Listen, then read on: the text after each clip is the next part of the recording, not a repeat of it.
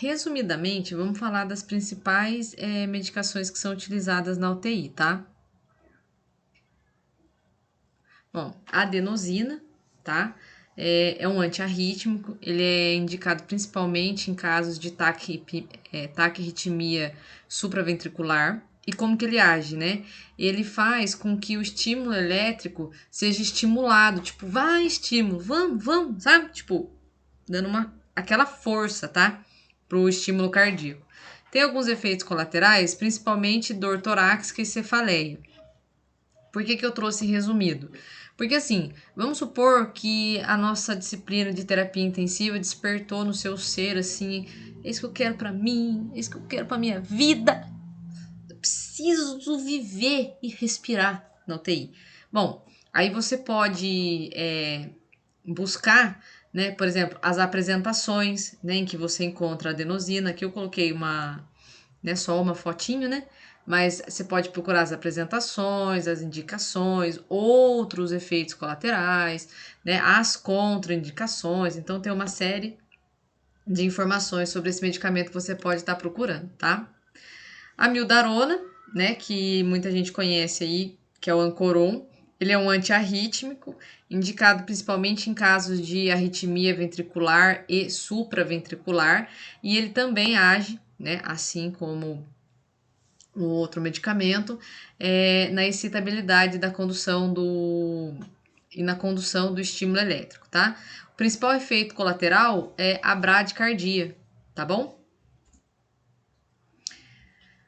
Alteplase, tá? Para que ele serve? Né? Ele é um trombolítico, né? Muita gente aí já ouviu falar dele. Ele é indicado principalmente em casos de tromboembolia pulmonar e infarto agudo do miocárdio. Como que ele age? Dissolvendo trombos, né? Então, se ele é um trombolítico, ele dissolve os trombos. Efeito colateral, principalmente arritmia, sangramento e hipotensão. Atropina, né? Bastante gente também já ouviu falar da atropina. A atropina, ela é um antagonista, tá? Ela é indicada principalmente quando o paciente apresenta bradicardia. Ela age nas terminações nervosas do sistema nervoso parasimpático e ele inibe as terminações nervosas parasimpáticas, né? Então, o que o sistema nervoso parasimpático faz? Ele tem função de fazer o organismo retornar ao seu estado de calma em que o indivíduo se encontrava, né, antes de entrar numa situação de estresse. Efeito colateral. Ele pode vir a causar, né, calor, palpitações e taquicardia, tá? Bicarbonato de sódio, né, é uma solução alcalina, indicada em casos onde é necessária a correção da acidose metabólica. Muitas vezes meu paciente está apresentando, né, níveis de pH ali puxando mais para o ácido, né? Então, como que ele age? Ele neutraliza o meio ácido em que o organismo está inserido ali. Efeito colateral, se ele for administrado em excesso, ele pode causar o oposto, que é uma alcalose metabólica. Então a gente precisa ficar bem atento com relação às dosagens.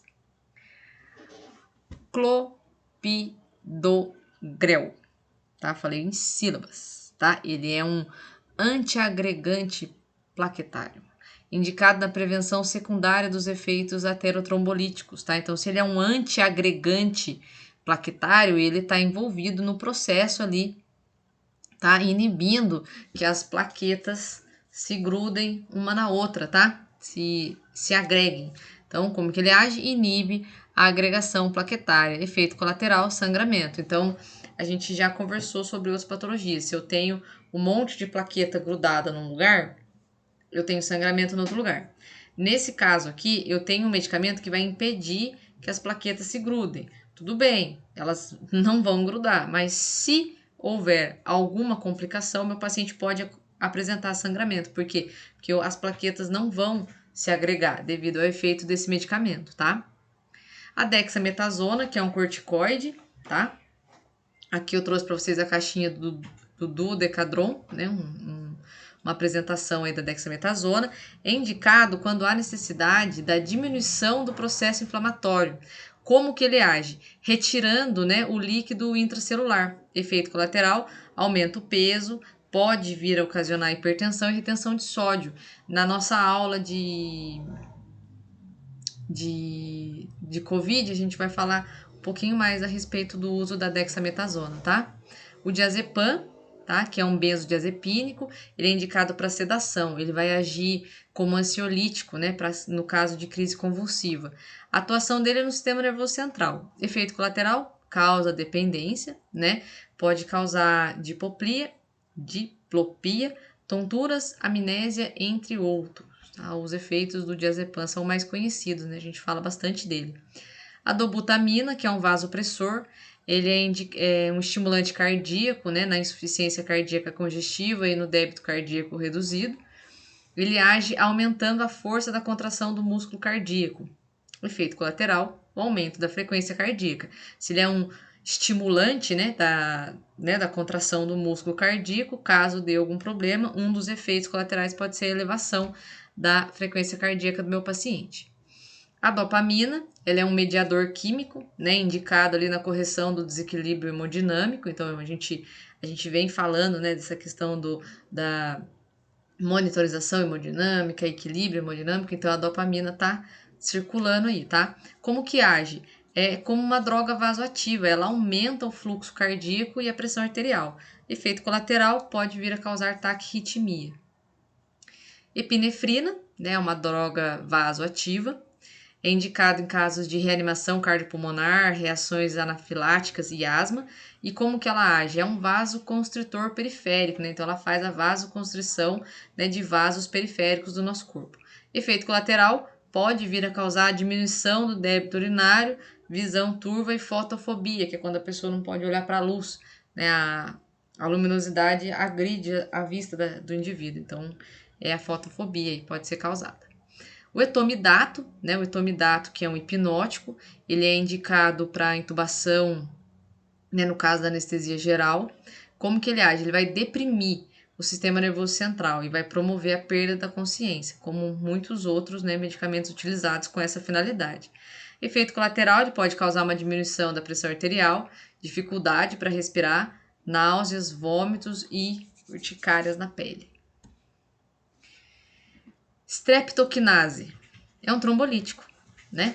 É a mesma coisa, né, do Alteplase lá. É indicado em caso de tromboembolia pulmonar, age na dissolução, né, de trombos em caso de obstrução de vaso sanguíneo. Efeito colateral, arritmia, sangramento e hipotensão, tá? São medicamentos ali que andam juntos. Fenitoína, que é um anticonvulsivante, né? A gente conhece bastante como Idantal, é indicado na prevenção de convulsões. E como que ele age, né? Ele age no córtex motor, inibindo a propagação das crises. Efeito colateral, nistagmo, ataxia, dificuldade de fala, alteração na coordenação motora e confusão mental. Lidocaína é um anestésico, né? É bem conhecido também, né? É um anestésico local e também antiarrítmico. Boa parte das pessoas conhecem ele só como anestésico e não com esse efeito, né, antiarrítmico. Ele é indicado, né, agora eu dei uma selecionada aqui no caso, para arritmias cardíacas. Como que ele age? Ele age no sistema de condução elétrica do coração, nesse caso. Efeito colateral, confusão mental e alterações de comportamento, tá? Manitol todo mundo conhece, né? Boa parte. É um diurético osmótico, indicado em casos de edema cerebral, entre muitas outras aplicações. Como que ele age? Ele impede a reabsorção de água, tá? Aumentando a secreção do sódio e do cloreto.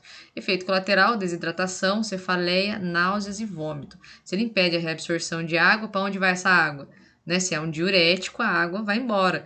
Dependendo do que ocorra, pode ocasionar aí uma desidratação para o nosso paciente.